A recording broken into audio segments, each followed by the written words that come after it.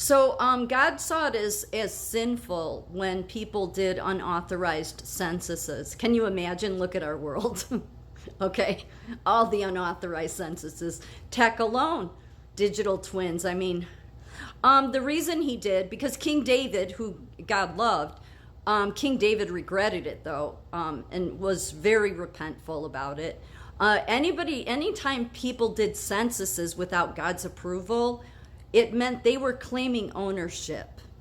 And he definitely wasn't having that for his people. Okay? Only God had the right to command a census of Israel since the people belonged to him and they did not belong to the king. Yeah, so it was a big deal. When David did it, God saw it. He was being prideful and he was doing it because of military reasons. And so, and Israel paid a price for it. David was very repentful about it. But there are times in the Bible God has commanded, in Exodus 30:12, a census should be done at God's command and with a ransom paid to avoid the plague. So a ransom, because that's why God said, you're my slaves. I bought you. I brought you out of Egypt. I bought you. You belong to me. Okay, so this was in Exodus, God commanded the census and the ransom to be paid. That was the other problem with David, was that he didn't attach the ransom to it, which it was basically, censuses were considered sacred and even dangerous, symbolizing God's power and sovereignty over life and death. Counting people could be seen as encroaching on God's exclusive authority, since only God truly owns Israel and its people. And so when God would command censuses, it would be for holy purposes, organizing tribes for war or religious duties. That's in the book of Numbers. And these were always under the direction of God. When King David ordered a census without God's approval, it was seen as an act of pride and trying to take ownership of the people. And then Israel paid the price. Why am I saying this? Well, because it's very important. A lot of people have done censuses, yeah. And I'm sure that many without God's approval. Now, this world would say, well, how do we know if God gives approval? Well, you have to know God, don't you? I can tell you this much. God doesn't give any approval there over to tech, okay? So those that give approval to tech should really rethink their decisions. Because something the wicked one has always been doing is needing to know who's who. We gotta separate. We have to know who's Jewish, who's Christian, who's black, who's white, who's this, who's that. Yeah, it's all about all that stuff for the wicked one, okay? And the wicked one has carried over since the very beginning. I mean, they were doing tabulations and calculations, way back in the Stone Age. Go back to the Babylonians, the Egyptians. They all did it in simple ways. So to trace it back to one, well, I'd say it goes back to Satan when it's not God approving it. Okay? Obviously, the ones that are done for taxation reasons isn't God approved. Okay? That said, when it comes to good old IBM, they have been all about it's their own language, and even after the Holocaust. Before I get to after the Holocaust, though, this is what it was before IBM. It was the computing, tabulating, recording company. It was a holding company of manufacturers of record keeping and measuring systems. It was subsequently known as IBM. Then in the 50s, 52, I believe, somewhere early 50s, there was a Backus, J. Backus, that was very involved in language and coding. And so this is why, when God says, I don't know that God means specifically an individual with the number 666, because that would just literally go back likely to the wicked one that was wicked in the beginning. I think it means the people that are involved in the tabulating, especially when it comes to coders and that have been involved in corporate genocide of the Jews, of God's people.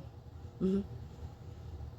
Again, many of the people that they were, labeling as Jews, those people didn't even know they were Jews, because some of them were going to Lutheran churches or Catholic churches or whatever. But Hitler got a hold of all that information. Yeah, through all records. Couldn't have done any of it without good old IBM. And of course, IBM has passed on their, their computing ability and coding ability, which is really just having coded language. That's what it is. Think of the Tower of Babel. Why did people think that God wants everybody to come together so they can understand each other? Yeah, no, God doesn't want that. Not like that, no, because he knows what will happen if the people do. I heard whoever Glenn Beck was interviewing yesterday or today, I was listening to it, and was talking about the Tower of Babel and saying, well, God would be okay now that we've come together in the same language. Yeah, no, he wouldn't, because look what's happened because of it. But see, people want to make that excuse to themselves because then they think God would be okay with it. No. No, God wanted the different languages so that people wouldn't come together and create their insane technology. Mm-hmm. And again, it's not because God's against technology, but you have to be really careful. And clearly Silicon Valley and IBM have really not been on the right side of God. I mean, really, when do you ever? Because they wouldn't do that. They would not. The very fact that they would create digital twins of us in our government just acts like that's no big deal is very disturbing. And when you look into a lot of the stuff when it comes to coding, a lot of it you find these certain words like frequency and vibration and dimension. Yeah, you do. So it all goes back to that same energy that has carried on since God created the place, who decided, that he wasn't happy with some of God's work. And it's just carried on into one civilization after the other. And the important short story of the Tower of Babel was God saying, no, I do not want people to be able, I mean, it's one thing, okay, you can have a translator, but now because of companies like IBM and look at their history, clearly not in the right, they weren't accidentally involved in the Holocaust. They actively took a part in it. There would have never been so many people murdered if it weren't for them. And our government has let them into everything. They are the reason you have time cards. They're the reason for time. And, Lucifer is all about time. I mean, he's literally all about time. Let me zoom in on this, but you see all the different tabulate, yeah. The more it costs to do business, the less you can tolerate waste. Ascending operating costs call for increased accuracy, greater simplicity, complete and assured protection in all computing departments of the business world. Yet get those necessary factors in the simplest, safest, most practical form through international time and cost recorders, tabulating machines, and computing scales.